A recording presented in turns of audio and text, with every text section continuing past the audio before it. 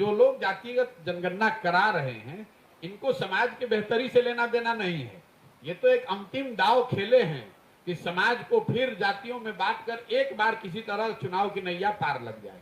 भाई जातिगत जनगणना पहले तो आप 18 साल से सत्ता में हैं, आज क्यों जातिगत जनगणना करा रहे? 18 साल से आपको याद नहीं आ रहा था? दूसरी बात, अगर जातिगत जनगणना आप करा रहे हैं, जनगणना आपके विषय का, राज्य सरकार का विषय ही नहीं है। आप जनगणना नहीं करा रहे हैं, आप सर्वे करा रहे हैं। सर्वे करा रहे हैं। जनगणना तो केंद्र सरकार का विषय है और सर्वे और जनगणना में जमीन आसमान का फर्क है, क्योंकि सर्वे का कोई लीगल साइंटिटी नहीं है। इस बात को कभी सरकार ने स्पष्टता से नहीं बताया कि सर्वे का जो रिजल्ट आएगा उसकी मान्यता क्या होगी। उसकी मान्यता तो कुछ है नहीं, कुछ जानकारी। तो सर्वे तो राज्य सरकार कभी भी करा सकती है, और अगर मान लीजिए आपने करा भी लिया, अगर उसको लीगल साइंटिटी मिल भी गई, तो जातियों की जनगणना होने मात्र से लोगों की जिंदगी तो सुधरेगी नहीं। पूरे बिहार की गणना हुई पड़ी है कि 13 करोड़ लोग, बिहार के जो लोग हैं वो देश के सबसे गरीब और पिछड़े हैं। ये तो जानकारी आपके पास है, इसको काहे नहीं सुधार रहे?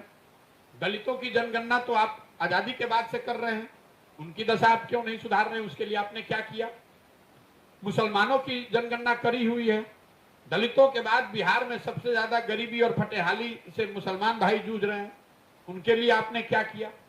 आप किसी गांव में चले जाइए, जो दलित टोले हैं, जो मुसलमानों के इलाके हैं, वहां आपको आंख से दिखता है कि कितनी ज्यादा गरीबी, बदहाली, फटेहाली है। तो ये जनगणना कराने और जो जनगणना के विरोध में जो लोग हैं, मैं उनको सुझाव दूंगा कि आप विरोध मत कीजिए। क्यों विरोध कर रहे हैं?